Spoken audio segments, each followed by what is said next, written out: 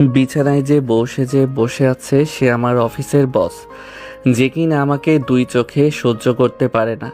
তাহলে ভাবছেন আমার সাথে বিয়ে কেন হলো তার? এ অনেক কাহিনী। তবে সহজ ভাষায় বলা যায় যে ম্যাডাম আমার সাথে ফেঁসে গেছে, সে ভালোই হয়েছে। কারণ উনার কারণে একটু হলেই চাকরি হারাতাম। তখনই মুখ তুলে তাকায় নিশাত। আমি তোমাকে স্বামীর অধিকার দিতে পারবো না, ভুলে যেও না আমি তোমার বস। বলেছিলাম না, এই মেয়ে আমাকে দুই চোখে দেখতে পারে না। মুচকি হেসে নিজের মনে মনে কথাগুলো বলল আহনাফ। জি অবশ্যই, আমার সেটা মনে আছে। আমিও আপনাকে বউ হিসেবে দেখি না ম্যাডাম। গুড। মনে রাখবে তোমার আমার বিয়ে শুধুমাত্র একটা অ্যাক্সিডেন্ট। বাবা যতদিন দেশে আছে এই নাটক চলবে, এরপর আমরা আলাদা। জি ম্যাডাম। যাও ঘুমিয়ে পড়ো। কোথায় যাব? অন্য কোথাও গিয়ে ঘুমাও, এই রুমে না। ঠিক আছে, আমি আঙ্কেলের রুমে যাই। এই না মানে কি? আসলে আমি আবার একা ঘুমাতে পারি না, আর আঙ্কেলও তো একা। আর অন্য রুম তো শুনলাম গোছানো নেই। সব মিলিয়ে আপনিও এই রুমে রাখবেন না, তাই আঙ্কেলের রুমেই যাই। কোথাও লাগবে না যাওয়া, রুমেই ঘুমাও নিচে। এই ঠান্ডায় আপনি তো আবার এসি দিয়ে রুমকে সাউথ পোল বানিয়ে রাখেন।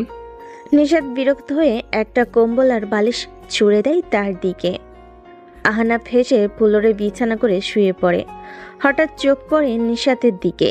কি মিষ্টি দেখতে মেয়েটা, কিন্তু ভেতর থেকে একটা ঝালমরিচ। অফিসে সবসময়ই বকার উপর রাখতো, এবার তো বাসায়ও একসাথে। ভাবছেন বিয়ের পর নিশাত আহনাফের বাসায় না গিয়ে এখানে কেন? এই বাড়িটা নিশাতের বাবা তৈরি করেছিলেন নিশাতের জন্য। তার ইচ্ছে বিয়ের পর নিশাত আর তার স্বামী এখানে থাকবে। আর এমনিতেও আহনাফের আপন বলতে চাচা ছাড়া কেউ নেই। ছোটবেলায় বাবা মা হারিয়েছে, এরপর চাচা তাকে বড় করেছেন। এসব ভাবতে ভাবতে কখন যে আহনাফ ঘুমিয়ে পড়ে নিজেও বুঝতে পারেনি। সকাল সকাল একটা মিষ্টি ডাকে আহনাফের ঘুম ভেঙে যায়। চোখ খুলতেই দেখে কালো শাড়ি পরে হাতে চা নিয়ে সামনে দাঁড়িয়ে আছে নিশাত। অসম্ভব সুন্দর লাগছে তাকে। কতক্ষণ অবাক হয়ে তাকিয়ে থাকে আহনাফ। উঠবেন না? উঠুন, আর ঘুমাতে হবে না, নিন চা। আহনাফ ভালোভাবে তাকিয়ে দেখে দরজার কাছে নিশাতের বাবা। আচ্ছা, তাহলে এই জন্য এই নাটক করছে? নিশাতের এই সুন্দর কথার ধরন দেখে নিশাতের বাবা হেসে সেখান থেকে চলে যায়। তিনি যেতেই আহনাফের সামনে থেকে চা নিয়ে বিছানায় বসে নিজের চায়ে চুমুক দেয়। নাস্তা বানানো আছে, খেয়ে অফিসে চলে আসবে, আমি যাচ্ছি। আজও অফিস? তো না, কিছু না।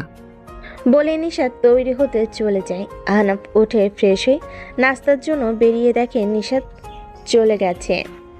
নিশাত আজ ও অফিস গেল।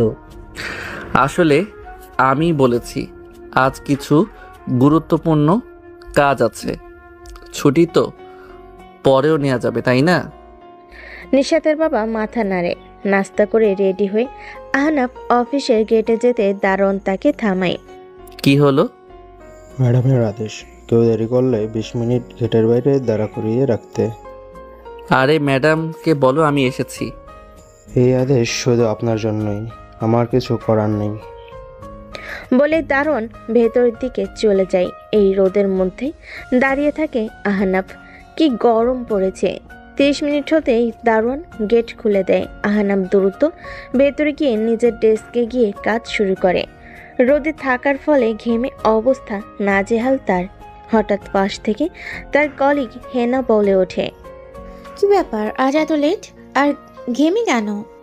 ও কিছু না, আসলে বাইরে যা রোদ। ঠিক আছো? তখন নিশাত এসে, অফিসে গল্প করার জন্য আসোনি তোমরা, আর তুমি লেট করে এসেও এত গল্প কিসের? Sorry ma'am. কাজ শেষ করে আমার সাথে দেখা করুন মিস্টার আহনাফ।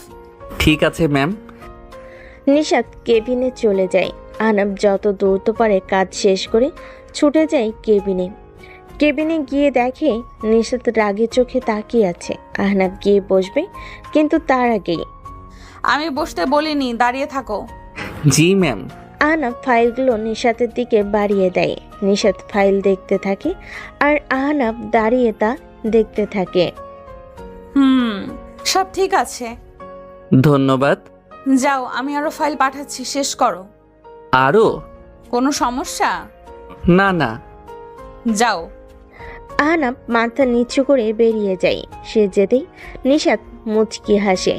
সারাদিন অফিসের কাজ শেষ করে ছুটির পর গেটের সামনে যেতে দেখে গাড়ি নিয়ে অপেক্ষা করছে নিশাত। এটা দেখে অবাক হয়ে যায় আহনাফ।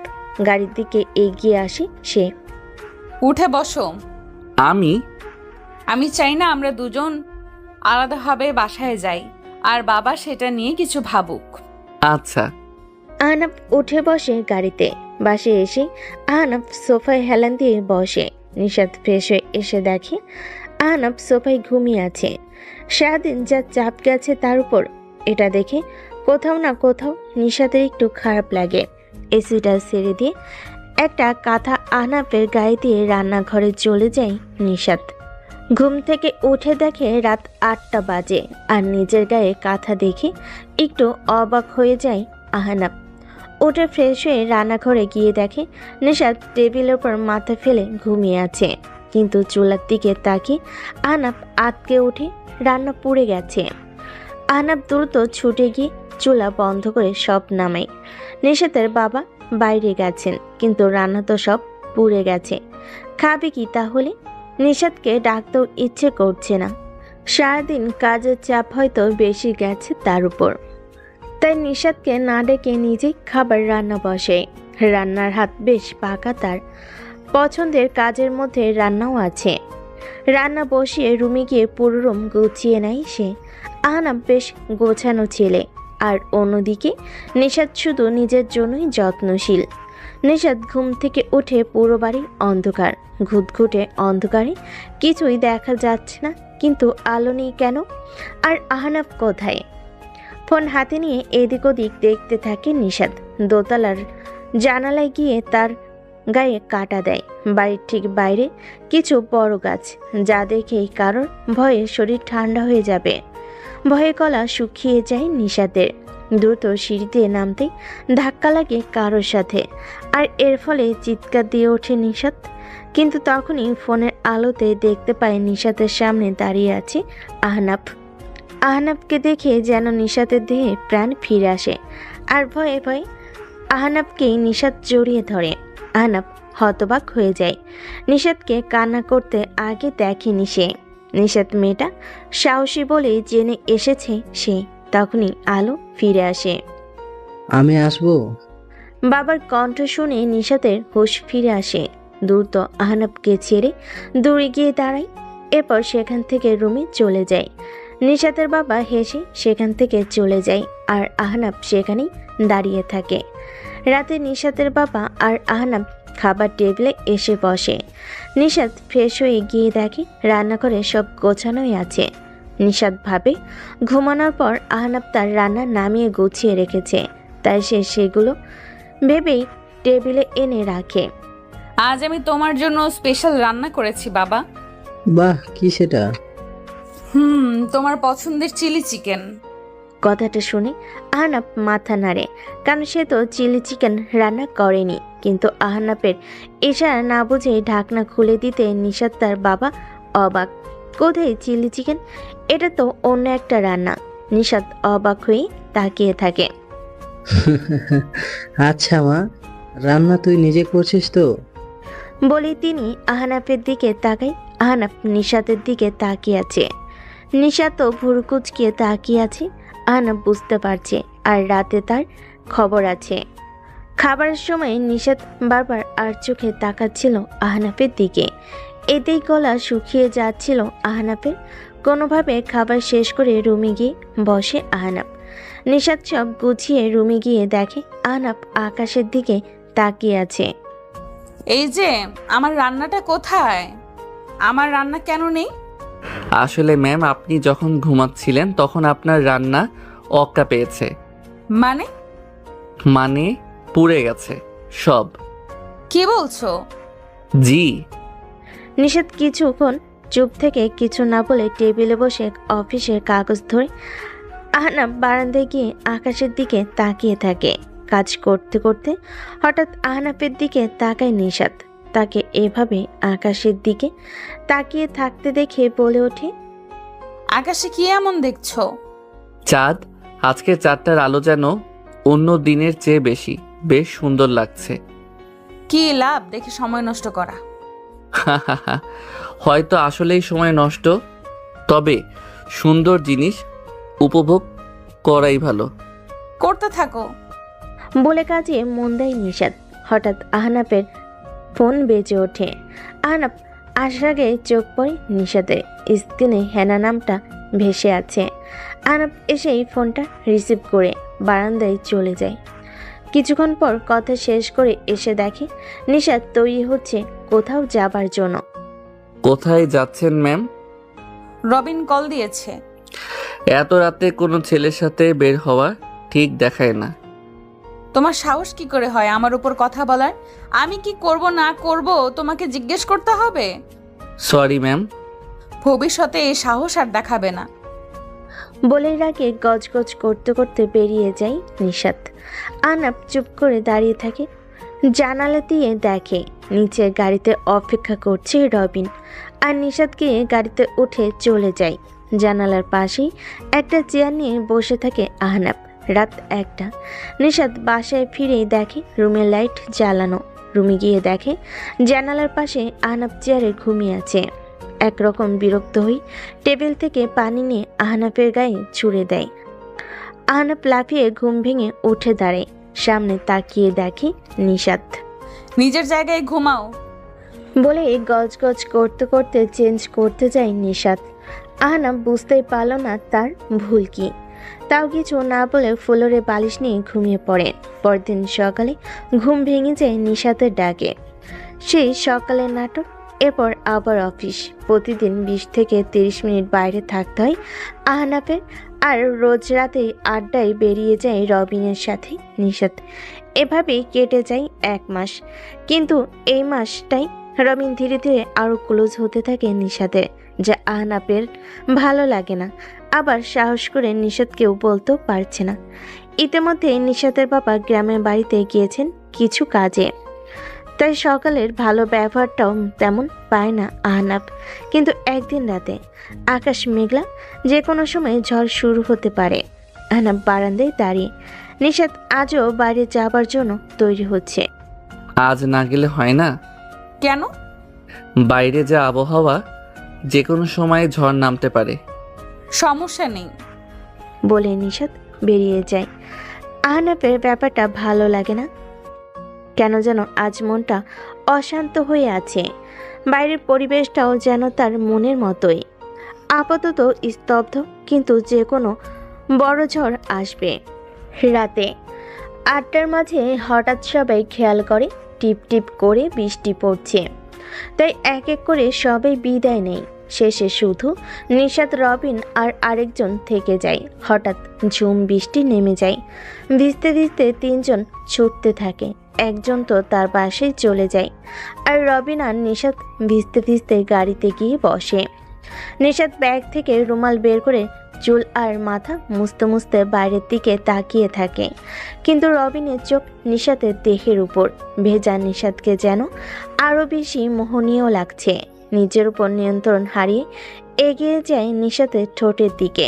নিশাত আচমকা ব্যাপারটা লক্ষ্য করে ধাক্কা দিয়ে তাকে দূরে সরিয়ে গালের চর বসিয়ে দেয়। তোমার মাথা ঠিক আছে? এই কি করছিস এসব? কিন্তু রবিন তখন এসব শোনার পাত্র নয়। ঝাঁপিয়ে পড়ে নিশাতের উপর। নিশাত কোনোভাবে তাকে ধাক্কা দিয়ে গাড়ি থেকে বেরিয়ে ছুটতে থাকে। আজ সে বুঝতে পারছে কেন আহনাফ বারবার না করত। সুযোগ পেলে কেউ ছাড়বে? কান্না করতে করতে ছুটতে থাকে নিশাত। পেছনে রবিনও আসছে ভেবে ভয়ে তার গলা শুকিয়ে যায়। একদিকে রাত 2টা বেজে গেছে, এখনো নিশাতের খোঁজ নেই। তাই চিন্তায় আহনাফের ভালো লাগছে না। হঠাৎ ফোন বেজে উঠতেই ছুটিকে ফোন হাতে নিয়ে দেখে নিশাতের কল। ফোন রিসিভ করতেই শুনতে পায় ওপার থেকে নিশাতের ভারী কান্নার শব্দ। নিশাত কিছু বলতে পারছে না, শুধু কান্না করছে। ম্যাম, আপনি কান্না করছেন কেন? ঠিক আছেন? আমি আসছি। কোথায় আছেন? আসছি আমি। কিছু বুঝতে না পেরে যেভাবে আছে সেভাবেই বেরিয়ে পড়ে আহনাব, কিন্তু ছুটে বাড়ির গেটের সামনে আসতে দেখে গেটের সামনে চাউনি নিচে হেলান দিয়ে মাথা গুটিয়ে কাঁদছে নিশাত। আহনাব তার সামনে বসতে নিশাত মুখ তুলে তাকায়। আমাকে ক্ষমা করে দাও, আমি আর রাতে বাইরে যাব না। কান্না জড়িত কথাগুলো ঠিক যেন আহনাবের বুকে লাগে, কিন্তু কি হয়েছে তার, আর কেনই বা নিশাত এসব বলছে। রুমে ফিরে নিশাত কিছু না বলে শাওরে চলে যায়। আহনাব কিছু বুঝতে না পেয়ে চুপচাপ অপেক্ষা করে। কিছুক্ষণ পর বেরিয়ে আসে নিশাত। আহনাবের দিকে তাকিয়ে দেখে আহনাব যেন কিছু জানার জন্য আগ্রহ নিয়ে বসে আছে। রাতে খেয়েছো? নিশাতের কথাটা শুনে আহনাব অবাক হয়ে তাকিয়ে থাকে। এই প্রথম নিশাত তার খোঁজ নিল খেয়েছে কিনা। আহনাবের মুখে একটা হাসি ফুটে ওঠে। না, এখনো খাইনি। আচ্ছা টেবিলে বসো, আমি খাবার নিয়ে আসছি। আহনাব মাথা নেড়ে উঠে গিয়ে টেবিলে বসে। নিশাত খাবার এনে বেড়ে দেয়। আহনাব যেন কোনো স্বপ্ন দেখছে, অবাক চোখে তাকিয়ে থাকে নিশাতের দিকে। এই স্বপ্ন কখনো শেষ না হলেই যেন সে খুশি। কাল একটা অনুষ্ঠানে যেতে হবে, যাবে? কোথায়? আমার একটা কাছের আপুর কোম্পানির ব্রাঞ্চ ওপেনিং। আমি গিয়ে করব? ফিরতে রাত হবে আমার, তুমি না গেলে একাই ফিরতে হবে। না না, আমি যাব। নিশাত মাথা নেড়ে খাবার শেষ করে উঠে যায়। আহনাব খুশিতে নেচে ওঠে। পরের দিন বিকেল, আহনাব ঘুমিয়েছিল। হঠাৎ কেউ তার গায়ে ধাক্কা দেয়। ধাক্কা খেয়ে উঠে লাফিয়ে দেখে সামনে নিশাত একটা কালো শাড়ি পরে আছে, খোলা চুল। আহনাব হা করে তাকিয়ে থাকে। মেয়েটা পরীর থেকে কম না। হা করে তাকিয়ে না থেকে উঠে ফ্রেশ হয়ে রেডি হয়ে নাও, এই স্যুটটা পরো। আহনাব তাকিয়ে দেখে একটা কালো স্যুট রাখা পাশে।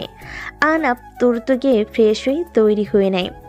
রেডি হয়ে এসে দেখে গাড়িতে নিশাত অপেক্ষা করছে, কিন্তু সে পাশের সিটে, এমনিতেই ড্রাইভার সিটে বসে।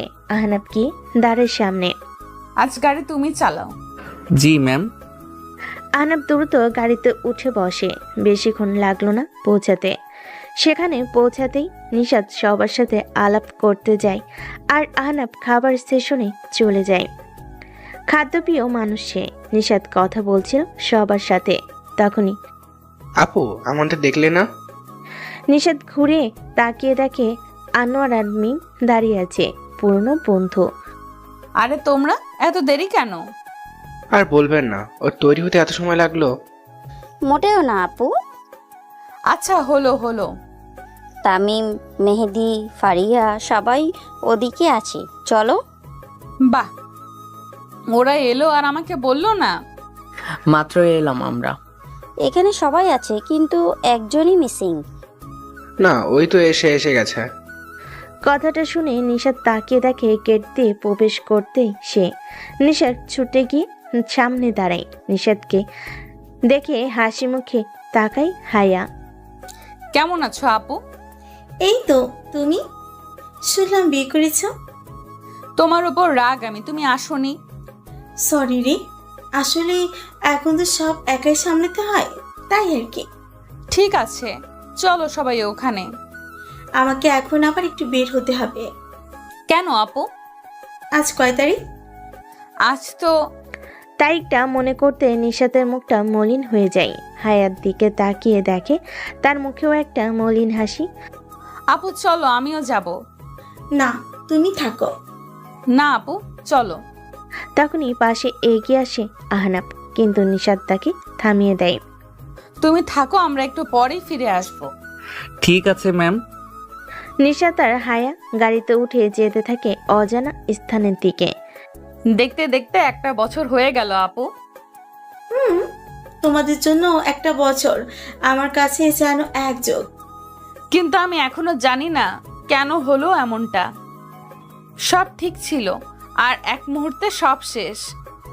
আমরা ওর হাসির ভেতরে লুকিয়ে থাকা কষ্ট বুঝতে পারিনি। জানো, এখন খুব ঘৃণা হয় নিজের উপর। প্রথমে পরিবার, এরপর কাছের মানুষ, বন্ধু বান্ধব, এরপর আমিও। কেউ বুঝতে পারেনি ও ধীরে ধীরে আমাদের থেকে দূরে যাচ্ছে। বুঝতে পারিনি ওর হাসিটা মিথ্যে ছিল।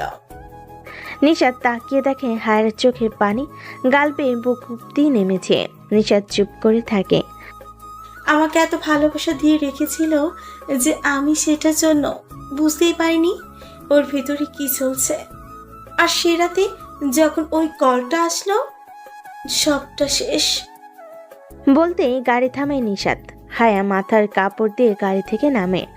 রাস্তার পাশে কাঁচা রাস্তা ধরে একটু এগিয়ে যেতেই একটা বড় গাছ, আর তার নিচেই একটা কবর। আজও আকাশে ঝড়ো ভাব, বিদ্যুৎ চমকাচ্ছে বারবার।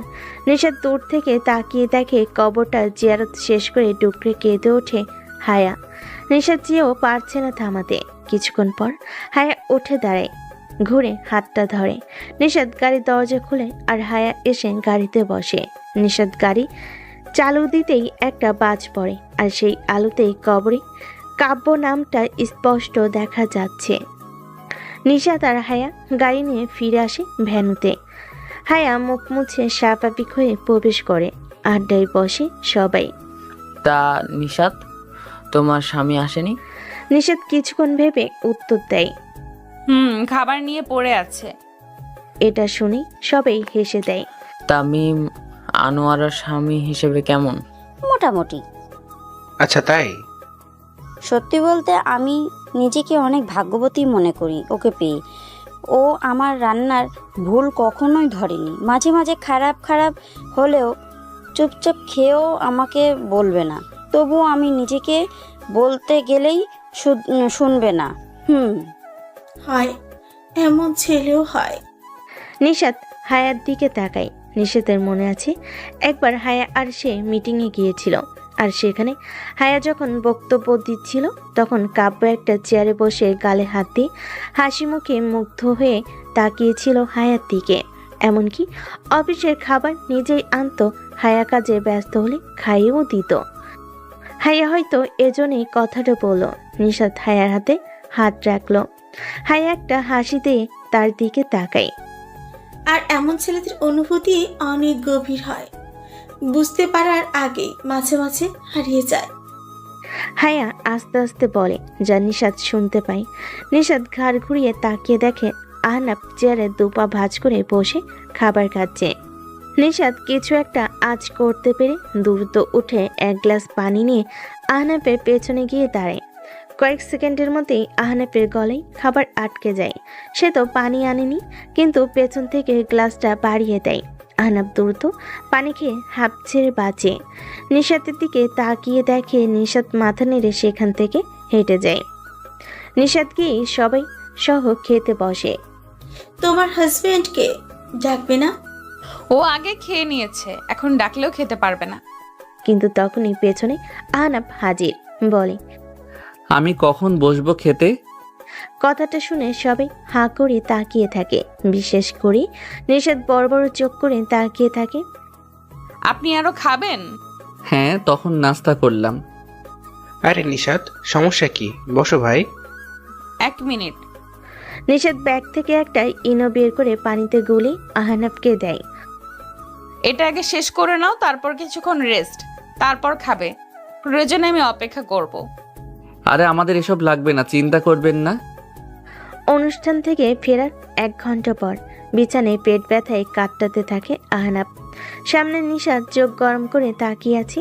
আহনাফের এবার কি হবে? আহনাফ ভয়ে ভয়ে নিশাতের দিকে তাকায়। নিশাত কিছুক্ষণ চোখ গরম করে তাকিয়ে মাথা নেড়ে উঠে রুম থেকে বেরিয়ে যায়। আহনাফ চুপ করে শুয়ে থাকে। তখনই আবার নিশাত কিছু মেডিসিন নিয়ে এসে আহনাফের সামনে বসে। এক এক করে 2টো ট্যাবলেট আহনাফের হাতে ধরিয়ে দেয়, পানির গ্লাস সহ। এগুলো সহ খেয়ে নাও। জি। নিশাত উঠে চেঞ্জ করতে চলে যায়। পরের দিন নিশাত একাই অফিসে চলে যায়। আহনাফকে বলে যায় যেন বিছানা থেকেও না ওঠে। সকাল থেকে একা থাকতে থাকতে আহনাফ বিরক্ত হয়ে যায়। দুপুর হয়ে আসতেই ভাবলো একটু হেঁটে আসবে, কিন্তু বিছানা থেকে বাইরে পা রাখতে কারোর একটা ছায়া দরজায় পড়ে। আহনাফ তাকিয়ে দেখে নিশাত অফিস থেকে ফিরে রুমের দরজায় দাঁড়িয়ে আছে। আমি তোমাকে না করেছিলাম উঠতে। Sorry ma'am. আমি রান্না করে নিচ্ছি, তোমার কিছু চাই? না না, ঠিক আছি আমি। ঠিক আছে। নিশাত রান্না করতে চলে যায়। হঠাৎ নিশাতের পরিবর্তন দেখে আহনাফ অবাক আবার খুশিও। দুপুরে রান্না শেষ করে খাবার সোজা রুমেই নিয়ে আসে নিশাত। বেশ ভালো খাবার, ঝাল ছাড়া। খাবার শেষ করে নিশাত অফিসের কাজে বসে। তখনই আহনাফ উঠে দাঁড়ায় তার সামনে। কিছু বলবে? আসলে সব বন্ধুরা আজ দেখা করার কথা। আমি যাই। পেটের ব্যথা? এখন নেই তো। আচ্ছা, কিন্তু 9টার আগে ফিরবে। মাত্র 9টা? ঠিক আছে ম্যাম। বলে আহনাফ তৈরি হয়ে নেয় বের হতে। দাঁড়াও। নিশাতের ডাকে দরজায় থমকে যায় আহনাফ। নিশাত উঠে ব্যাগ থেকে একটা ঘড়ির বক্স বের করে ঘড়িটা আহনাফের হাতে পরিয়ে দেয়। আহনাফ অবাক, কারণ এটা সেই ঘড়ি যা সে গতরাতে অনলাইনে দেখেছে আর তার খুব পছন্দ হয়েছিল, কিন্তু দাম বেশি, তাই আর ভাবিনি এই ব্যাপারে। এত দামি ঘড়ি আর নিশাত জানলো কিভাবে? ঠিক 9টার আগে ফিরবে। বলেই নিশাত নিজের জায়গায় গিয়ে বসে। ঠিক আছে, আসি আমি। রাত 8:45। আহনাফ এখনো বাসায় আসেনি। খাবার টেবিলে খাবার সাজিয়ে বসে আছে নিশাত। এখনো আহনাফের খোঁজ নেই। নিশাত উঠে বাদবাকি কিছু কাজ সেরে নেয়। রাত 9:27। এখনো আহনাফ আসেনি। রাত 10:37। টেবিলে ঘুমিয়ে পড়েছিল নিশাত। উঠে দেখে আহনাফ এখনো আসেনি। এবার চিন্তা বাঁধে মনে, কিন্তু তখনই ফোন বাজে তার। দ্রুত ফোন হাতে নিয়ে দেখে আহনাফের কল। কানে নিতেই শুনতে পায়। হ্যালো, কে? আহনাফের বস বলছেন? আসলে ম্যাম, ওর পরিবারের তো কেউ নেই। ওর বাসায় ফেরার সময় রাস্তায় অ্যাক্সিডেন্ট করেছে। আমরা ওকে সিটি হসপিটালে নিয়ে এসেছি। আপনার কাছে ওর আপন কারোর নাম্বার থাকলে জানিয়ে দিন। বলেই কল কেটে যায়। স্তব্ধ হয়ে যায় নিশাত। সময় নষ্ট না করে দ্রুত গাড়িতে উঠে রওনা দেয়। খুব খারাপ লাগছে তার। হঠাৎ আয়নার দিকে তাকাতেই অবাক হয়ে যায়। তার চোখ ভেজা। আহনাফের জন্য? কিন্তু কেন? এসব ভাবতে ভাবতেই নিশাত হসপিটালে পৌঁছায়। দ্রুত ভেতরে গিয়ে খোঁজ নেই। কেবিনের সামনে এসে দেখে আহনাফের বন্ধুরা দাঁড়িয়ে আছে। তাকে দেখে সবাই একটু এগিয়ে আসে। ম্যাম, আপনি ওর বস না? ওর কি পরিবারে কেউ আসেনি? মানে ওর চাচা আর আপন কেউ? নিশাত রেগে আছে প্রচুর। রেগে বলল, আমাকে এত পরে কেন কল দিলে? সবার আগে কেন না? ম্যাম, ওর ফোনে আমাদের নাম্বার বাদে শুধু 2টো নাম্বার ছিল। ওর চাচা আর বস, মানে আপনার। মানে এই ব্যাপারে অফিসের বস কি করবে তাই আমরা ও ঠিক আছে। জি ম্যাম, ও একটুর জন্য বেঁচে গেছে। ও প্রায় ট্র্যাকের সামনে চলে গিয়েছিল, কিন্তু কেউ একজন ওকে অন্যদিক থেকে টান দেয়। এরপর আমরা গিয়ে দেখি ওর মাথা ফেটে অজ্ঞান হয়ে পড়ে আছে। এরপর আমরা এখানে নিয়ে এলাম। এখনও অজ্ঞান। ডাক্তার বলল কিছুক্ষণের মধ্যে জ্ঞান ফিরবে। নিশাত কেবিনের দরজা খুলে ভিতর গিয়ে আহনাফের পাশে বসে। চোখ মুছে নিজেকে সামলে নেয়। বাইরে থেকে তাদের থেকে আহনাফের ফোনটা নিয়ে এসেছে সে। ফোনে আসলেই তার নাম্বার বস দিয়ে সেভ করা। নিশাত একবার আহনাফের দিকে তাকিয়ে নাম্বারটা বস থেকে বউ নাম লিখে সেভ করে দেয়। কিছুক্ষণের মধ্যেই আহনাফের জ্ঞান ফিরে আসে। আহনাফ তাকিয়ে দেখে সব বন্ধুরা তাকে ঘিরে ধরে আছে। এখন ভালো লাগছে? হ্যাঁ। আপনারা চাইলে ওনাকে বাসায় নিয়ে যেতে পারেন। ওনার গুরুতর কিছু হয়নি, শুধু খেয়াল রাখবেন মাথায় যেন চাপ না লাগে। ঠিক আছে ডাক্তার। কিছুক্ষণ বিশ্রাম নিয়ে আহনাফ ওঠে। ফোন হাতে নিয়ে দেখে রাত 3টা বেজে গেছে। এই সময় ডাক্তার। কিছু ভাবার আগেই তাকিয়ে দেখে কেবিনের সামনে ডাক্তারের সাথে কথা বলছে নিশাত। বুকের ভেতর ধক করে ওঠে তার। কথা শেষ করে কেবিনে আসে নিশাত। নিশাত আহনাফের দিকে একবারও তাকায়নি, বরং তার বন্ধুদের বলে যেন তারা সহ আহনাফকে গাড়িতে নিয়ে আসে। বাইরেই গাড়ি বলে নিশাত বেরিয়ে গাড়িতে এসে বসে। আহনাফ এসে সামনে বসে। তার সাথে 3 বন্ধু পিছনে ছিটে। নিশাত গাড়ি চালাতে শুরু করে। বাহ আহনাফ, তোর বস খুব ভালো। আহনাফ তাকিয়ে দেখে নিশাত যেন প্রচণ্ড রেগে আছে। হ্যাঁ বস আমি। ও খুব ভালো কাজ করে, তাই বস হয়ে ওর কেয়ার করি। বস তো তাই। আহনাফ বুঝতেই পারল না কেন সে একটা কথাই এতবার বস উচ্চারণ করলো। একে একে সবাইকে নামিয়ে দিয়ে বাসায় ফিরে আসে নিশাত আর আহনাব। বাসায় ফিরে রুমে গিয়ে একটা বালিশ নিয়ে অন্য রুমে চলে যায় নিশাত। আহনাব কিছুই বুঝতে পারল না। পরের দিন সকালে উঠে দেখে নিশাত আগে বেরিয়ে গেছে অফিসের জন্য। আহনাব দ্রুত এই অবস্থাতেও তৈরি হয়ে অফিসের জন্য বেরিয়ে যায়। অফিসে যাবার সময় কাল রাতের কথা মনে ভেসে ওঠে। ট্রাক তার দিকে ছুটে আসছিল, তখন একটা হাত তাকে টান দিয়ে সরিয়ে নেয়। তার মুখ সে দেখেনি, শুধু চোখ জোরে দেখেছে। মুখটা কালো কাপড় দিয়ে ঢাকা, আর কানে এসেছিল অনেকটা পাখির পাখা ঝাপটানোর শব্দ। কে ছিল সে? অফিসে পৌঁছে দেখে সবাই কেমন চুপ হয়ে আছে, আর নিশাতের কেবিন থেকে একরকম ঝগড়ার শব্দ আসছে। আহনাব গিয়ে দেখে রবিন এসেছে। সেই রাত নিয়ে কথা কাটাকাটি করছে নিশাতের সাথে। নিশাত তাকে বারবার বেরিয়ে যেতে বলছে, কিন্তু রবিন মাঝে মাঝে এমন কথা বলছে যে সে হুমকি দিচ্ছে। আহনাব ভেতরে যেতেই রবিন তার দিকে এগিয়ে এসে কলার ধরে ধাক্কা দিয়ে কেবিনে বাইরে ফেলে দেয়। সামান্য কর্মচারী হয়ে আমাদের কথা শোনানোর সাহস কি করে হয়? বলে রবিন দরজা লাগিয়ে দেয়। আহনাব উঠে চেয়ারে বসে মাথা নিচু করে। কয়েক সেকেন্ডের মধ্যেই গেট খুলে রবিনকে ধাক্কা দিয়ে বের করে দেয় নিশাত। রবিন উঠে রেখে নিশাতের দিকে যেতেই কেউ তাকে পেছন থেকে টেনে ধরে। রবিন পেছনে তাকায়।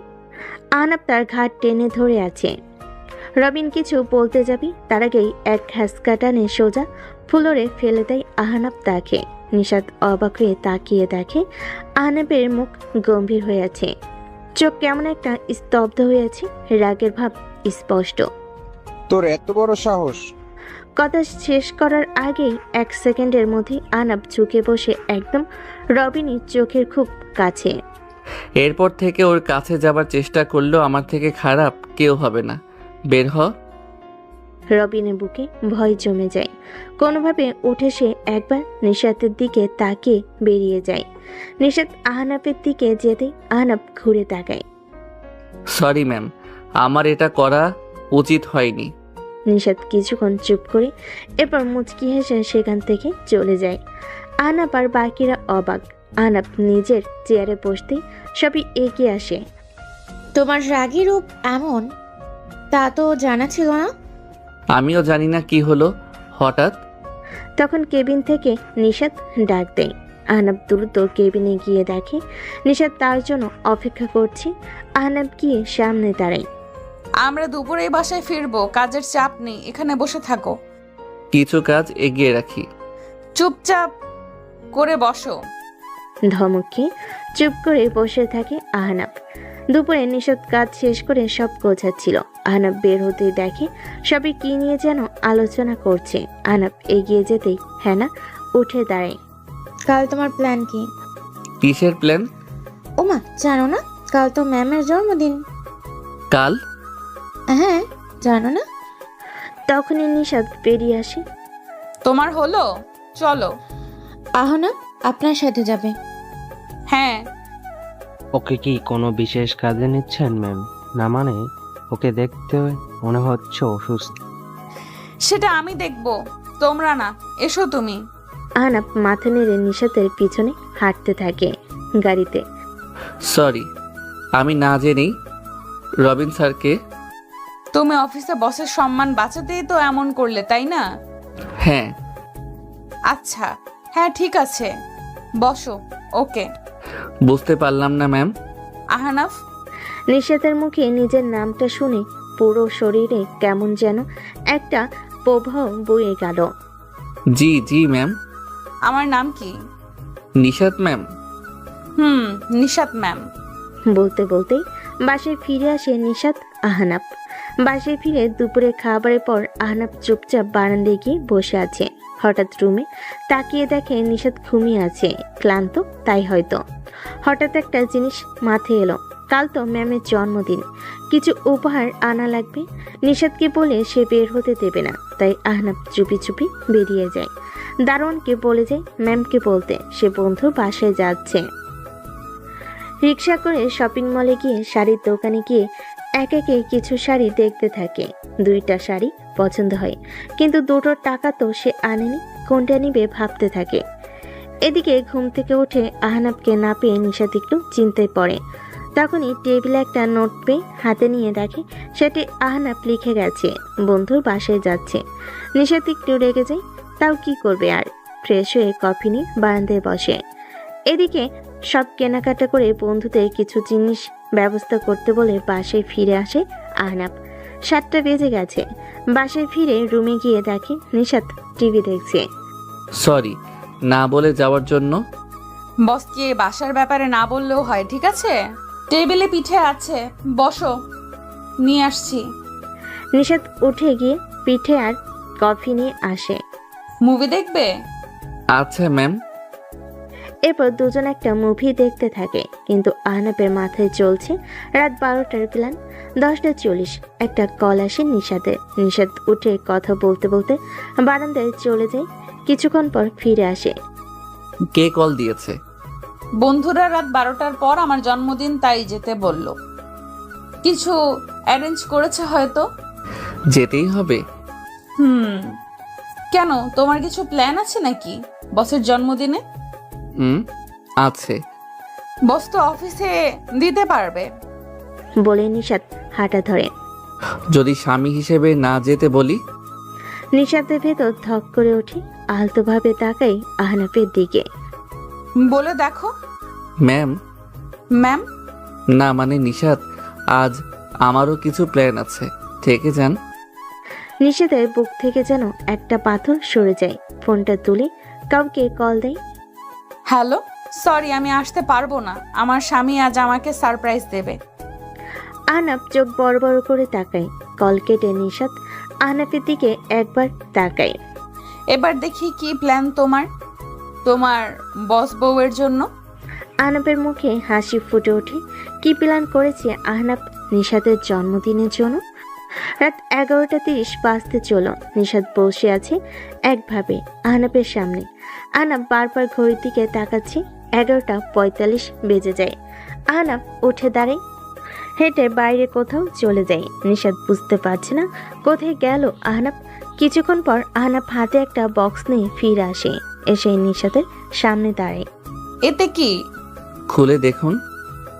নিশাত বক্সটা খুলতে দেখে নীল আর মেরুনের মধ্যে একটা সুন্দর শাড়ি। নিশাত মুগ্ধ হয়ে তাকিয়ে থাকে শাড়ির দিকে। 12টার আগেই দিলে যে? না, এটা সারপ্রাইজ না, এটা পরে আসুন। জলদি যান, সময় হয়ে এলো। কিসের সময়? আহা, যান না। নিশাত মাথা নেড়ে চেঞ্জ করতে চলে যায়। 11:57। নিশাত শাড়ি পরে বের হয়। নিশাতকে এই শাড়িতে দেখে আহনাফ মুগ্ধ হয়ে তাকিয়ে থাকে। এই যে দেখা হলো। So sorry ma'am. এবার সারপ্রাইজটা। আসুন আসুন। নিশাতকে নিয়ে দ্রুত ছাদে চলে যায় আহনাফ। পুরো ছাদ অন্ধকার। ছাদ অন্ধকার কেন? কিছুই দেখা যাচ্ছে না। নিশাতের কথা শুনে একটু হাসি আহনাফ। তাদের বাড়িটার আশেপাশে কোনো বাড়ি নেই, তাই আলাদাও আলো নেই। 12টা বাজতেই একটা জোয়ালো শব্দ হয়, আর এক একে বাড়ির চারপাশ থেকে আতশবাজি আকাশে গিয়ে ফাটতে শুরু করে। একের পর এক পুরো আকাশ আলোকিত হয়ে যায়। নিশাত মুগ্ধ হয়ে আকাশের দিকে তাকিয়ে থাকে। এভাবে 5 মিনিট আতশবাজি ফাটার পর পুরো ছাদ আলোকিত হয়ে যায়। সুন্দরভাবে সাজানো ছাদ। নিশাত অবাক হয়ে সেদিকে তাকাতে থাকে। এইসব কখন, কিভাবে? তুমি তো আসলে যখন আপনি ঘুমিয়েছিলেন তখন এতে আমাকে কিছু মানুষ সাহায্য করেছে। বলতে নিশাতের বাবা নিশাতের এক ফ্রেন্ড কেক নিয়ে ভেতরে আসে। বাবা, মিলি। হ্যাঁ মা, আমি দুপুরে ফিরে দেখি তুই ঘুমাচ্ছিস। এরপর আহনাফ আমাকে বাকিটা বলল। সরি ম্যাম, না বলে। নিশাত কেক কাটে। প্রথম টুকরো হাতে নিয়ে দেখে আহনাফ দূরে দাঁড়িয়ে আছে। নিশাত এগিয়ে আহনাফের মুখে কেক পুড়ে দেয়। আহনাফ বড় বড় চোখ করে তাকিয়ে থাকে অবাক হয়ে। নিশাতের বাবা আর মিলি হাসতে থাকে। আহনাফ একটু লজ্জা পেয়ে যায়। নিশাত মা, কাল তুমি আর আহনাফ হায়ার গ্রামে বেড়াতে যাচ্ছ। বিকেলের ট্রেন। বাবা, এই হঠাৎ? বিয়ের পর তোমরা কোথাও যাওনি, আর হায়াও বলল গ্রামে যাচ্ছে। ও এবার যেতে হবে ওর সাথে। কই, আপু তো আমাকে কিছু বলেনি। আজই বললো আমাকে। তোমার ফোন নাকি অফ? ও হ্যাঁ, সন্ধ্যায় অফ হয়েছিল। তাহলে কাল তৈরি হয়ে যাবে। বাবা অফিস থেকে সোজা যাবে। অফিস কেন? বাবা কিছু ফাইলে সাইন করতে হবে। আচ্ছা ঠিক আছে। পরের দিন সকাল। আহনাব তৈরি হয়ে বসে আছে, কিন্তু নিশাত এখনো তৈরি হচ্ছে। ম্যাম, আর কতক্ষণ লাগবে? 5 মিনিট। তুমি চাবি নিয়ে গাড়ি বের করে নাও, আমার টেবিলের চাবি। আহনাব মাথা নেড়ে চাবি বের করে বের হবে তখনই। সোফায় দেখো স্যুট রাখা নীলচে, ওটা পরে নাও। আমি তো পড়তে পারবো না, তাই না?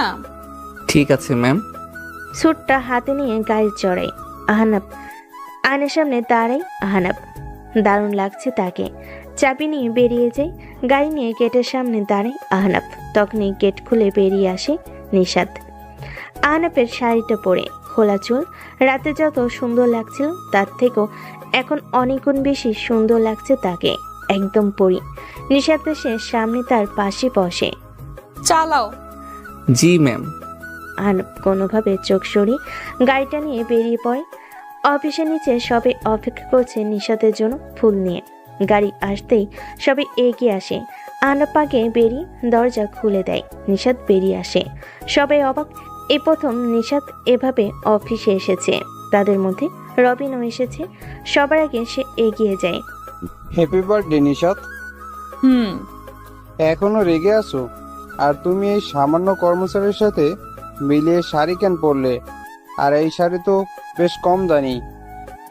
উজ্জ্বল মুখটা হঠাৎ রাগে লাল হয়ে যায় নিশাতের। তবে রাগ চেপে একটা লম্বা নিঃশ্বাস ছেড়ে পাশে দাঁড়ানো আহনাবের হাত আলতোভাবে ধরে। বিয়ের পর এই প্রথম আমার স্বামী আমাকে কিছু উপহার দিয়েছে, সেটা যেমনই হোক আমার জন্য সবচেয়ে মূল্যবান। কথাটা সবাই শুনে অবাক। আর আহনাব যেন সে যেন একটা ঘোরের মধ্যে আছে। তখনই হাতে একটা টান দিয়ে কাছে টেনে নেয় নিশাত। চলো। এরপর সবাই জন্মদিনের শুভেচ্ছা জানাতে থাকে। এরপর সবাই অফিসের ভেতর যায় আর রবিন সেখান থেকে ফিরে যায়। আজ হেনার কেন যেন মন খারাপ, একদম চুপচাপ হয়ে আছে। দুপুরের মধ্যে সব কাজ শেষ করতে নিশাতের কেবিনে কেউ টোকা দেয়। নিশাত তাকিয়ে দেখে হায়া দাঁড়িয়ে আছে। আপু এসো এসো। শুভ জন্মদিন নিশাত বলে একটা উপহারের বক্স এগিয়ে দেয়। ধন্যবাদ আপু। তোমরা তৈরি? হ্যাঁ আপু। চলো তাহলে। ঠিক আছে আপু। নিশাত, হায়া আর আহনাব অফিস থেকে বেরিয়ে যায় আর রওনা দেয়। ট্রেন স্টেশনে এসে নামে তারা। আচ্ছা ম্যাম, আমরা তো গাড়িতেও যেতে পারতাম। মাঝে মাঝে ভিন্ন কিছুর অভিজ্ঞতা নিতে হয়, বুঝলে? জি আপু। নিশাত মুচকি হাসে। ট্রেনে উঠে বসে তিনজন। ট্রেন স্টেশন থেকে বেরিয়ে ছুটতে থাকে আপন গতিতে। টুকটাক গল্প করতে করতে তারা 9টায় পৌঁছে যায় সেই গ্রামের স্টেশনে। আগে নিশাত নেমে দাঁড়ায় স্টেশনে। তাকে দূর থেকে দেখেই কয়েকটা বখাটে এগিয়ে আসে। কি ম্যাডাম, একা নাকি? এগিয়ে দিই। ধীরে ধীরে নিশাতের খুব কাছে চলে আসতে থাকে, কিন্তু হঠাৎ ছেলেগুলোর চোখে ভয় বড় বড় হয়ে যায় আর এক পা দুপা করে পিছিয়ে যেতে থাকে। নিশাত ঘুরে তাকিয়ে দেখে হায়া ট্রেন থেকে নামছে আর তাকে দেখে ওরা পিছিয়ে যাচ্ছে। কিন্তু কেন? আপু তুমি ওদের চেনো? ওরা মিরাজ। বকেটে ছেলেগুলো একজন এগিয়ে আসে। তোমার হাত ঠিক আছে এখন? হায়ের কথা শুনে নিশাত তাকিয়ে দেখে মিরাজের বাঁ হাতে কবজি কাটা, যেন খুব বাজেভাবে ভেঙে গিয়েছিল।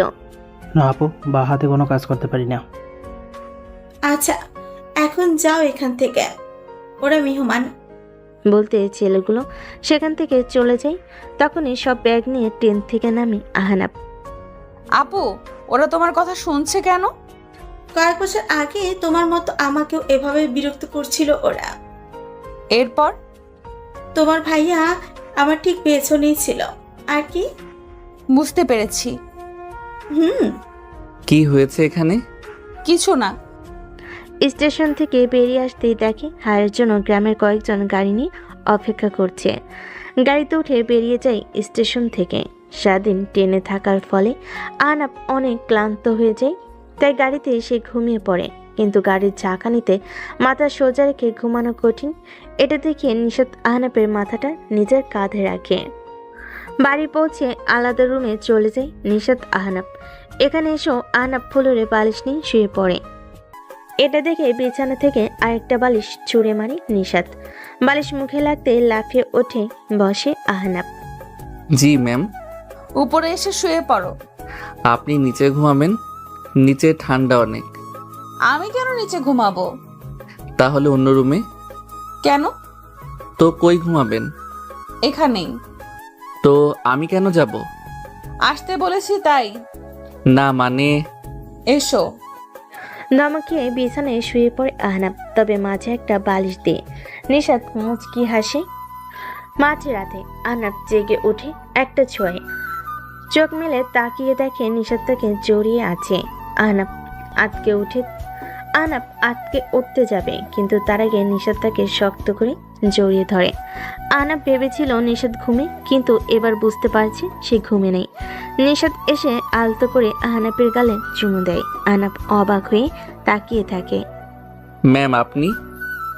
নিজের বউকে কেউ এভাবে ম্যাম বলে? সত্যি বলতে অনেক কিউট লাগে তোমার এই ম্যাম বলা। আহনাব কিছু বলতে যাবে, তার আগে নিশাত তার বুকের উপর ঝুঁকে ঠোঁটে ঠোঁট রেখে দেয়। আহনাবের শরীর ঠান্ডা হয়ে যায়, নিজের অজান্তে চোখ বন্ধ হয়ে যায়, হারিয়ে যায় নিশাতের মাঝে।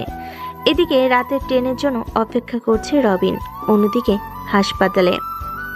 আর কতদিন ঘুমিয়ে থাকবে ডাক্তার? বলা যাচ্ছে না, তবে ওর অবস্থা উন্নতি হয়েছে। 1 বছরের বেশি সময় হয়ে গেল, ওকে জাগিয়ে তুলুন। আমরা চেষ্টা করছি। সকালে ঘুম ভেঙে যেতেই আহনাব লক্ষ্য করে নিশাত তার বুকের উপর ঘুমিয়ে আছে। হুট করে উঠতে গেলে নিশাতের ঘুম ভেঙে যায়। নিশাত নিজেকে আহনাবের বুকে পেয়ে একটু লজ্জা পায়, কিন্তু নিজেকে সামলে বুকে শুয়ে চোখ কষলে আহনাবের দিকে তাকায়। কটা বাজে? 9টা। এ বাবা, এতক্ষণ ঘুমানো ঠিক হয়নি, ওঠো। কাল রাত আসলে। চুপ, ফ্রেশ হয়ে এসো। আহনাব মাথা নেড়ে উঠে চলে যায়। নিশাত হেসে বেরিয়ে যায়। আহনাব ফ্রেশ হয়ে এসে দেখে নিশাত তার জন্য পাঞ্জাবি বের করে গেছে। পাঞ্জাবি পরে বের হতে তখনই ফোন বেজে ওঠে। নাম্বারটা চেনা না, অচেনা। রিসিভ করতেই। স্যার, আপনি আহনাব স্যার? অচেনা কণ্ঠে। জি। জি, আপনার একটা পার্সেল রয়েছে। কিন্তু আমি তো শহরে নেই। জি জানি স্যার, আপনার ঠিকানাটা দিলে আমাদের জন্য সুবিধা হয়। আচ্ছা আমি এখন আছি। ঠিক আছে স্যার, ধন্যবাদ। বলে কল কেটে যায়। এই সময় পার্সেল কে পাঠাচ্ছে আর কেন, এসব না ভেবে বেরিয়ে নাস্তার টেবিলে গিয়ে দেখে হায়া নিশাত বসে আছে। খুব ভালো হলো। জি আপু। দুজনের জন্য আজ একটা সারপ্রাইজ আছে। কি সারপ্রাইজ আপু? এখনই বলবো না, বিকেলে। কি বলো না। আহনাফ, তোমার কাছে কোনো কল এসেছে? হ্যাঁ আপু, একটু আগেই। আচ্ছা, তাহলে বিকেলেই জেনে যাবে। আহা, বলো না। না, খেনো দ্রুত। এরপর আমরা গ্রাম দেখতে বের হব। আচ্ছা। আহনাব নাস্তায় বসে। নাস্তা শেষ করে তিনজন গ্রামের রাস্তা ধরে হাঁটা শুরু করে গ্রাম দেখতে। দুধারে মাঠ আর রাস্তার ধারে উঁচু উঁচু গাছ, আর শীতল ছায়ার মধ্য দিয়ে কাঁচা রাস্তা চলে গেছে। আর সেই রাস্তা ধরে তিনজন হাঁটছে। মাঝে মাঝে পাশ দিয়ে শালিকের দল উড়ে যাচ্ছে। এক মনোরম পরিবেশ। হাঁটতে হাঁটতে হায়া আর নিশাত হাসি তামাশা করছে। হঠাৎ নিশাত হাঁটতে হাঁটতে আহনাবের এক হাত জড়িয়ে ধরে। আহনাব চমকে উঠে তাকায়, কিন্তু নিশার জন্য এটা ভুল করে ধরেনি। সে ধরেই হাঁটছে আর হায়ার সাথে কথা বলছে। আহনাব তাকিয়ে আছে নিশাতের দিকে। আমাকে পরে সারাক্ষণ দেখতে পারবে, রাস্তা দেখো এখন। জি ম্যাম। কথাটা শুনে চোখ পাকিয়ে তাকায় নিশাত। এতে ভয়ে গলা শুকিয়ে যায় আহনাবের। আহনাবের চোখে মুখে ভয় দেখে নিশাত হেসে দেয়। আহনাব একটু মুচকি হাসে। দুপুর হয়ে আসতেই তারা বাড়ির দিকে হাঁটা শুরু করে। হঠাৎ দূর থেকে একটা বুড়ো লোক ছুটে আসে, এসে হায়ার সামনে দাঁড়ায়। হায়া মা, তুমি এসেছো, আমাকে বলনি কেন? কাকা, আমি রাতে এসেছি। আমি তো বিকেলে আপনার বাড়ি যেতাম। সে তো যেতেই হবে, আজ তো তোমার মিলির গায়ে হলুদ, কাল বিয়ে। কি বলেন? আমাদের মিলি বিয়ে? বাবা, কত বড় হয়ে গেল, বুঝতেই পারিনি। তুমি কিন্তু সময় করে চলে আসবে, মিলি জানলে কিন্তু নিজে গিয়েই টেনে নিয়ে আসবে তোমার। কাকা, আমি যাব। মিলির বিয়ে আর আমি যাব না, তা হয়? আচ্ছা মা, শুনে খুশি হলাম। এখন চাই, অনেক কাজ তো মা, মেয়ের বাবা তো। বলেই লোকটা ধান ক্ষেতের আইল ধরে একটা বাড়ির দিকে চলে যায়। আজ গায়ে হলুদে যেতে হবে। গ্রামের বিয়েটাও দেখে নেবে তোমরা। আপু, বেশ ভালো হলো। আমি কখনো গ্রামের বিয়ে দেখিনি, আজ দেখব। আপু, তাহলে তো আমাকে একটু শপিং মলে যেতে হবে। কেন? আসলে আমি গলায় পরার কিছু আনিনি। শাড়ির সাথে কিছু না পরলে কেমন লাগবে বলো? এইখান থেকে সবচেয়ে কাছের শপিং মলের দূরত্ব 3 ঘন্টার। কি বলো? তাহলে বললাম না, ভেবো না, সারপ্রাইজ আছে। আচ্ছা, তুমি কি বলবে ঠিকভাবে? বাড়ি চলো। হ্যাঁ আপু, আমার অনেক ক্ষুধা পেয়েছে। তোমার তো সারাদিনই ক্ষুধা পায়। আসলে সত্যি খিদে পেয়েছে। হ্যাঁ হ্যাঁ, চলো। বাড়ি এসে হায়া রান্নার খোঁজ নেয়। বাড়ির লোকেরা জানে সবই। এদিকে নিশাদ গোসল শেষ করে এসে আয়নার সামনে দাঁড়ায়। ভেজা চুল, এখনো পানি পড়ছে। তখনই পেছন থেকে আহনাফ এসে তাকে দেখে হতবাক হয়ে তাকিয়ে থাকে। কেন যেন একটা নেশার মতো কাজ করছে নিশাদকে দেখে। এইদিকে এসো তো। হ্যাঁ। আহনাফ এগিয়ে যায়। নিশাদ তোয়ালেটা আহনাফের হাতে ধরিয়ে দেয়। আমার চুলটা মুছে দাও হালকা হাতে। আমি? কোনো সমস্যা? না মানে। কোনো সমস্যা? না ম্যাম। নিশাদ আয়নার সামনে বসে আর আহনাফ পেছনে দাঁড়িয়ে আস্তে আস্তে চুলে তোয়ালে বুলিয়ে শুকাতে থাকে। তা রাতে কি রঙের পাঞ্জাবি পরবে? জানি না, একটা পড়লেই হলো। জানি না মানে? এখনো ভাবোনি? না মানে। থামো, হয়েছে। জি। কালো পাঞ্জাবি আমি আয়রন করে রাখবো। জি আচ্ছা। অনুষ্ঠান শেষ করে বেশ কয়েকদিন পর নিশাত আর আহনাফ হায়ার থেকে বিদায় নিয়ে শহরে চলে আসে। নিশাত আগে থেকে পরিবর্তন হয়েছে, এখন আর রাতে একা বাইরে যায় না। আহনাফকে কেয়ার করে, তবে আহনাফ বুঝতে পারছে না তাকে ভালোবাসে নাকি বাসে না।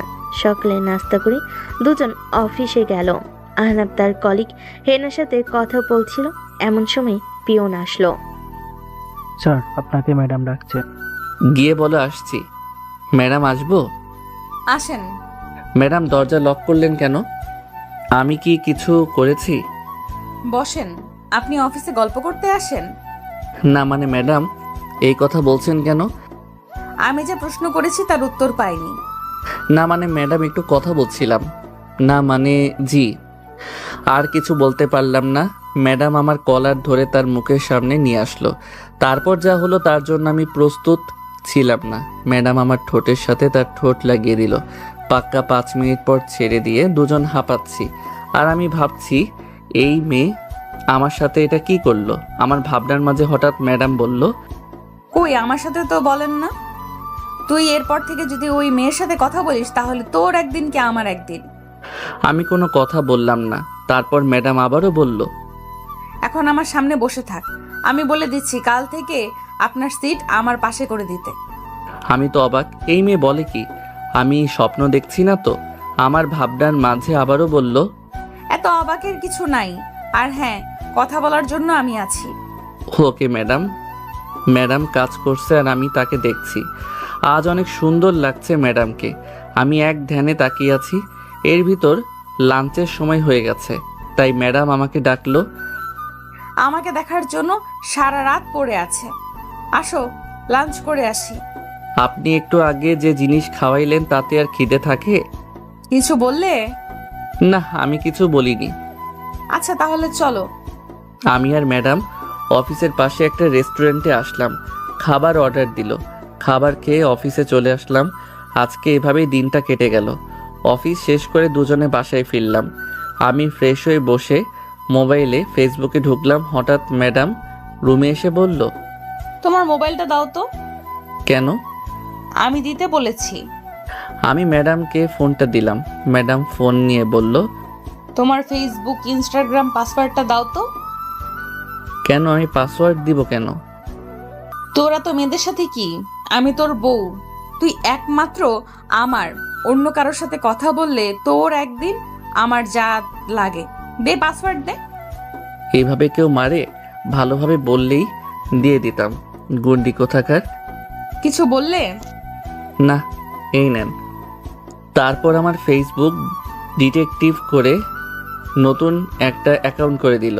আমি তার হাতের থাপ্পড় খেয়ে আবুলের মতো বসে আছি আর ভাবছি এই মেয়ে আসলে চাইটা কি। হঠাৎ ম্যাডাম রুমে এসে বলল, চলো খাবে। না, আমার খিদে নেই। আমি বলছি খাবে মানে খাবে। সব আমার কথা মতো হবে নাকি? হ্যাঁ, সব আমার কথা মতো হবে। এই কথা বলে ম্যাডাম আমার কলার ধরে ঠোঁটে ঠোঁট মিলিয়ে দিল। কিছুক্ষণ পর ছেড়ে দিয়ে দিল। আমি তার দিকে তাকাতেই দেখলাম লজ্জাই হয়ে গেছে সব।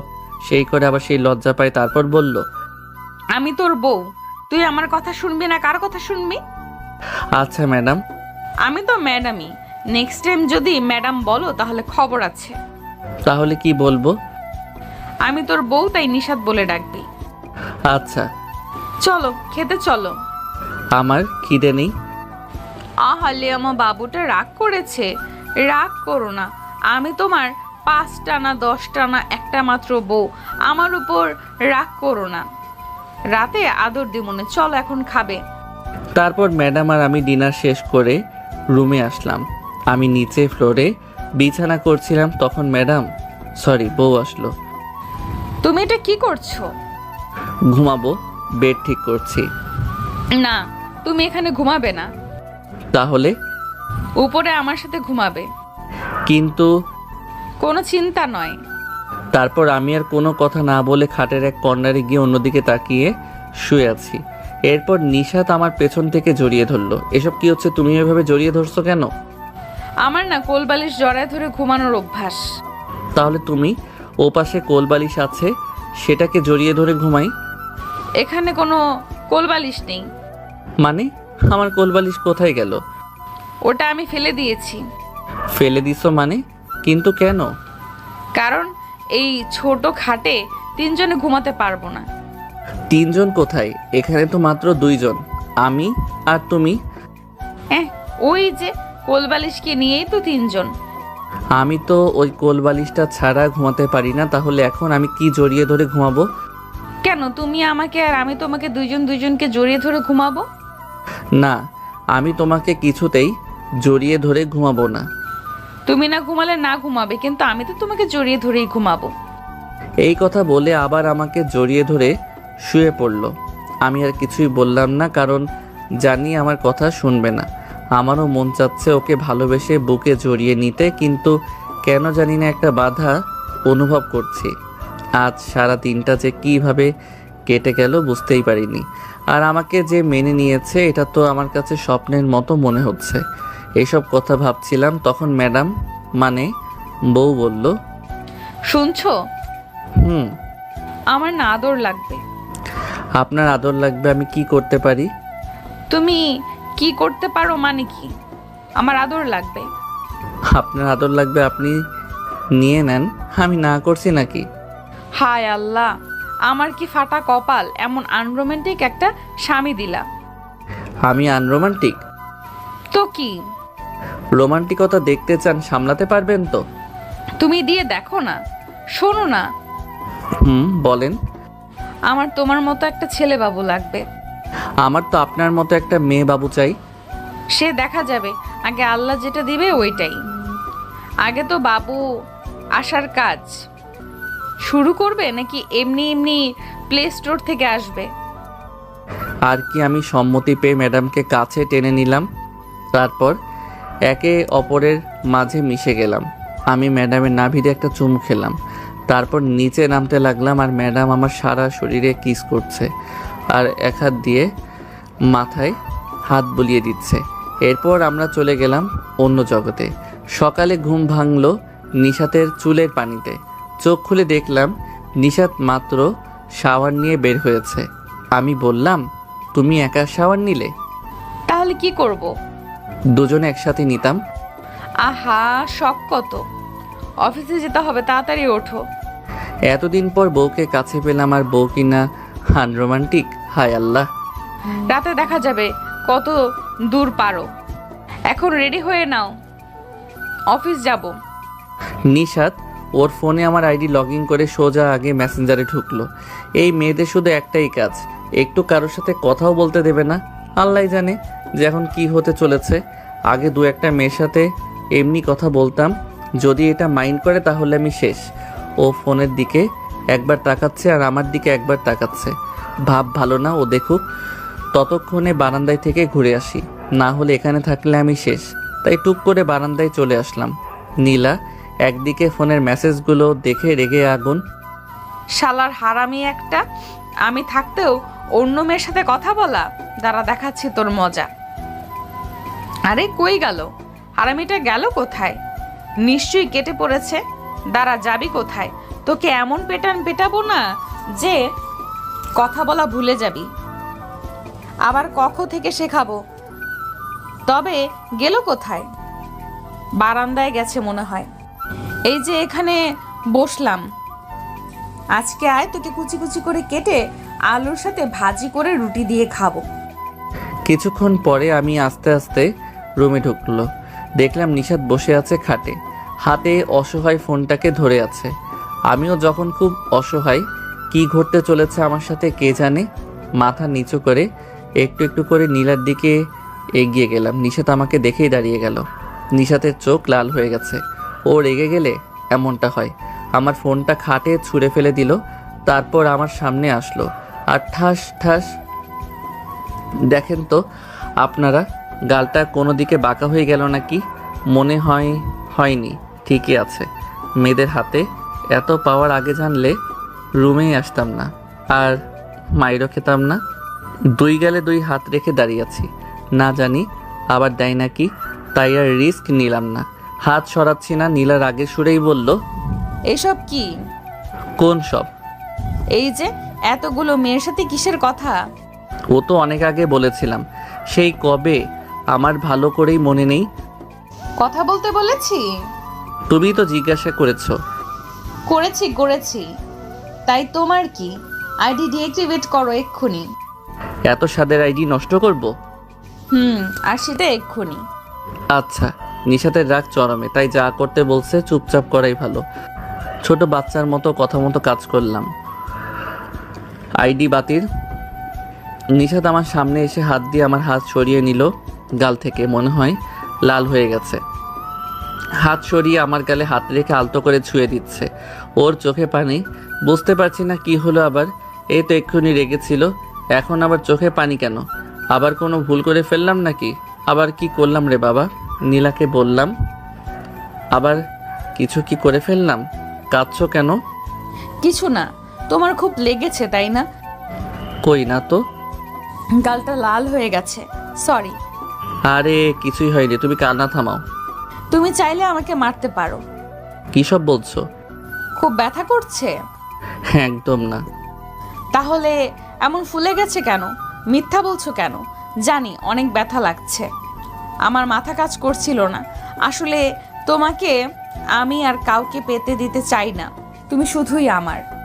আমি জানি সোনা, আর কখনো কারোর সাথে কথা বলবো না, প্রমিস। এইদিকে আসো, একটু বরফ লাগিয়ে দেই। না, ওসব লাগবে না, কিছু হয়নি তো। তবুও। আচ্ছা বরফ লাগবে না, তুমি শুধু আমাকে ওইটা একটু দিলেই হবে। কোনটা? ওই যে ওইটা। আরে বাবা, ওইটা কোনটা? ওই যে মিষ্টি। ও দাঁড়াও, আসছি। কোথায় যাও? মিষ্টি খেতে চাইলে তো ফ্রিজ থেকে নিয়ে আসি। হো আল্লাহ, আমি ওই মিষ্টির কথা বলি নাই। তাহলে? তোমার ঠোঁটের মিষ্টি। কি ফাজিল একটা! আমি কি না করেছি? তোমার জিনিস তুমি খাবে। আচ্ছা তাহলে কাছে আসো। আমি পারবো না, তুমি আসো। আচ্ছা। এইভাবে কেউ কিস করে? একটু হলেই তো মরে যেতাম। এই কথা বলে না আমার বাবুর আম্মু, তোমাকে ছাড়া আমি কিভাবে থাকবো। এখনো হয় নাই, তুমি কত দূর পারো জানা আছে। আচ্ছা চলো দেখাই আমি কি পারি।